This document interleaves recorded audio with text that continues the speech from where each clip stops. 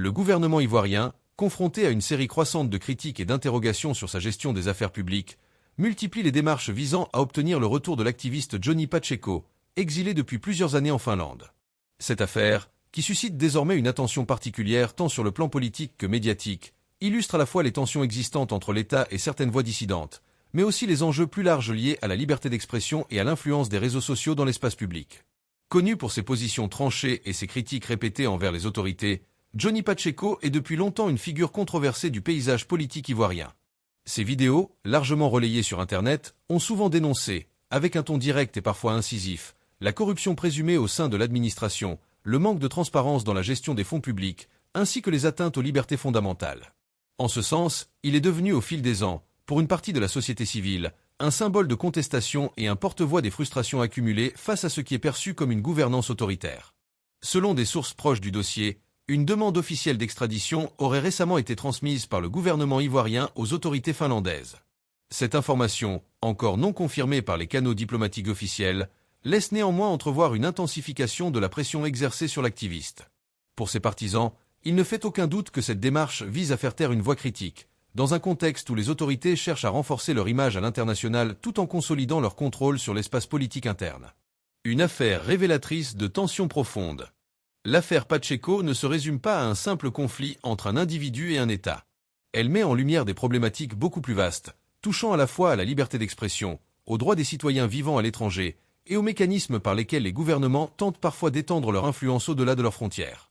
En effet, plusieurs observateurs soulignent que la situation actuelle illustre une tendance plus générale, où les voix dissidentes, dès qu'elles gagnent en visibilité sur les réseaux sociaux, deviennent la cible de mesures administratives, judiciaires ou diplomatiques. Il est également à noter que, selon les proches de l'activiste, ses comptes sur les réseaux sociaux auraient été suspendus avant même que la demande d'extradition ne soit officiellement introduite.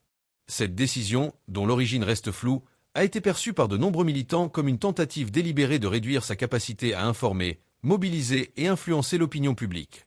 Pour ses soutiens, cette mesure s'inscrit dans une stratégie plus large de limitation de la liberté numérique, où les voix critiques se voient progressivement privées de leurs canaux d'expression. Des restrictions qui compliquent la situation. La situation de Johnny Pacheco se trouve par ailleurs aggravée par des contraintes administratives. Toujours selon son entourage, son passeport aurait perdu sa validité, ce qui limite considérablement ses possibilités de déplacement à l'international et rend plus difficile toute tentative de défense sur le plan juridique. Sans document officiel en règle, il lui devient compliqué, voire impossible, de solliciter l'appui d'organisations internationales ou d'associations de défense des droits humains. Cette accumulation de mesures, suspension des réseaux sociaux, démarches diplomatiques pour l'extradition, invalidation du passeport est perçue par ses soutiens comme une forme de harcèlement ciblé. Plusieurs ONG locales et internationales auraient déjà exprimé, de manière informelle, leurs préoccupations face à ce qu'elles considèrent comme une atteinte disproportionnée aux libertés fondamentales. Un climat politique déjà tendu.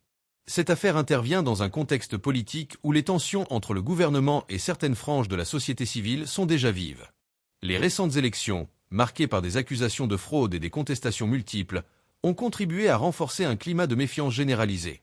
Dans ce cadre, les voix critiques comme celle de Johnny Pacheco trouvent un écho particulier auprès d'une population jeune, connectée et souvent désillusionnée par les promesses politiques non tenues.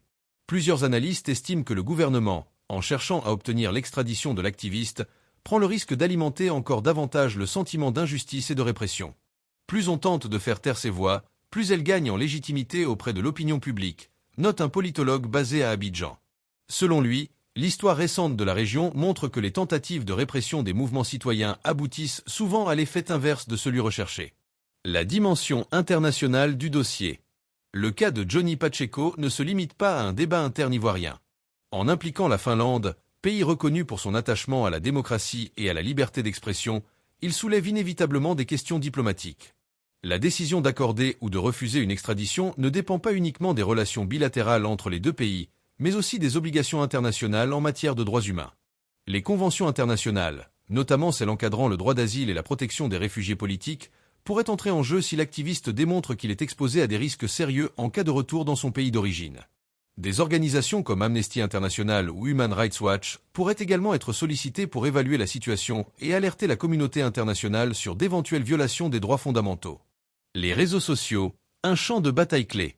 Un élément central de cette affaire réside dans l'usage des réseaux sociaux.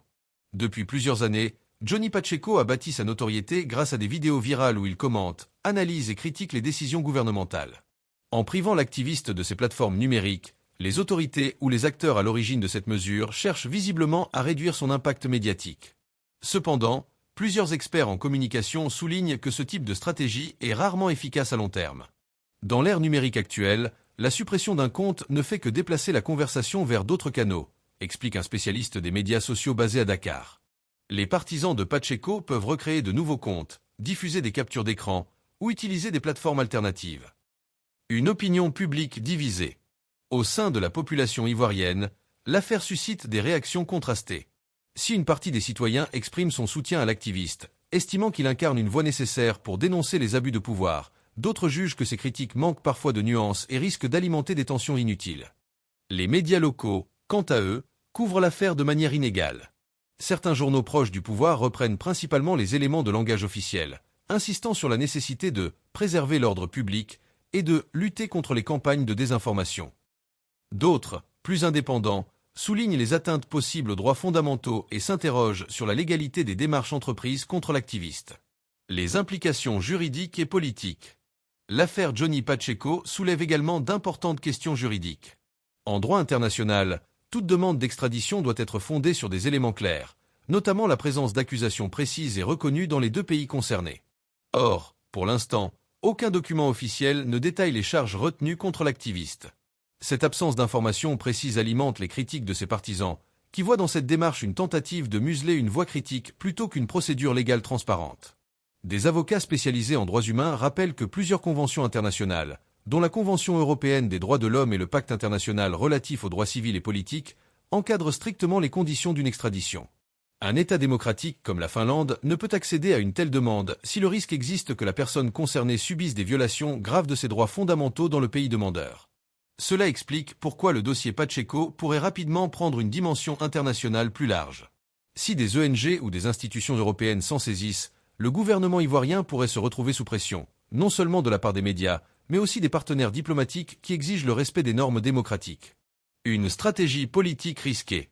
Plusieurs analystes politiques estiment que la stratégie adoptée par le gouvernement comporte des risques majeurs. D'une part, tenter de faire taire une voix critique à l'étranger peut donner l'impression d'un pouvoir incapable de tolérer la contestation, ce qui renforce paradoxalement la crédibilité des opposants. D'autre part, dans un contexte où les jeunes générations utilisent massivement les réseaux sociaux pour s'informer et débattre, de telles mesures peuvent être perçues comme une attaque contre la liberté d'expression en général, et non seulement contre un individu particulier.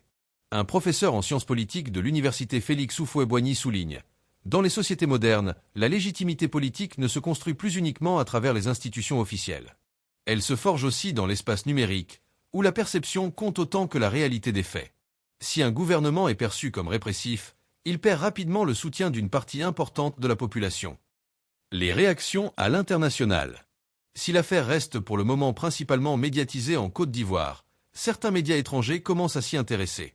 Des journaux en Europe et en Afrique de l'Ouest ont publié de courts articles résumant la situation, soulignant la contradiction entre les discours officiels sur la démocratie et les actions entreprises contre un activiste vivant à l'étranger.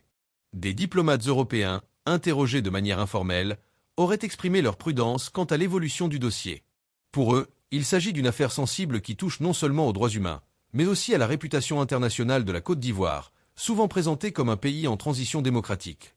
Toute décision perçue comme répressive pourrait ternir cette image et compliquer les relations avec certains partenaires étrangers. Le rôle des organisations de la société civile. Face à cette situation, plusieurs associations locales et internationales de défense des droits humains ont commencé à se mobiliser. Certaines envisagent de publier des rapports détaillés sur l'affaire, afin de documenter les restrictions imposées à Johnny Pacheco et d'alerter la communauté internationale. L'une d'elles, basée à Abidjan, a déjà annoncé son intention d'adresser une lettre ouverte au gouvernement ivoirien, demandant la levée des restrictions administratives pesant sur l'activiste et le respect de ses droits fondamentaux. D'autres associations prévoient de saisir la Commission africaine des droits de l'homme et des peuples, qui pourrait se prononcer sur d'éventuelles violations de la Charte africaine des droits de l'homme. La question de la liberté d'expression en Afrique. L'affaire Pacheco s'inscrit dans un contexte plus large, celui de la liberté d'expression sur le continent africain. Ces dernières années, plusieurs gouvernements ont adopté des lois encadrant l'usage des réseaux sociaux, souvent au nom de la lutte contre les fausses informations ou les discours haineux. Si certaines de ces mesures sont justifiées par des préoccupations légitimes, Comme la prévention des discours violents ou diffamatoires, elles sont parfois utilisées pour restreindre la critique politique. Dans plusieurs pays, des journalistes, des blogueurs et des activistes ont été arrêtés ou poursuivis pour des publications jugées offensantes envers les autorités. Dans ce contexte, l'affaire Pacheco illustre une tension croissante entre, d'un côté, la volonté des gouvernements de contrôler l'information, et, de l'autre, l'émergence d'une société civile connectée, exigeante et de plus en plus internationale dans ses modes d'action. Un avenir incertain pour l'activiste. Pour le moment, l'avenir de Johnny Pacheco reste flou. L'examen d'une demande d'extradition peut prendre des mois, voire des années, surtout lorsqu'il s'agit de dossiers politiquement sensibles. En attendant, l'activiste continue de publier des messages via des canaux alternatifs, utilisant parfois des comptes créés par ses partisans pour contourner la suspension de ses réseaux sociaux officiels. Ses proches craignent cependant que la pression psychologique et administrative finisse par l'épuiser. Sans passeport valide, avec des ressources financières limitées et sous la menace d'une procédure d'extradition, Johnny Pacheco se trouve dans une situation de plus en plus précaire. Des avocats spécialisés en droit international conseillent à ses soutiens de déposer rapidement une demande de protection auprès des institutions compétentes, afin d'empêcher toute mesure qui pourrait violer ses droits fondamentaux. Une affaire qui pourrait faire jurisprudence. Si l'affaire devait être portée devant les juridictions internationales, elle pourrait établir des précédents importants concernant la protection des activistes exilés et le rôle des réseaux sociaux dans la liberté d'expression. Certains experts estiment même que ce dossier pourrait devenir emblématique d'une nouvelle ère, où les frontières nationales ne suffisent plus à limiter la portée des voix critiques, mais où les États cherchent malgré tout à étendre leur influence par des moyens juridiques et diplomatiques. Conclusion, un dossier à suivre.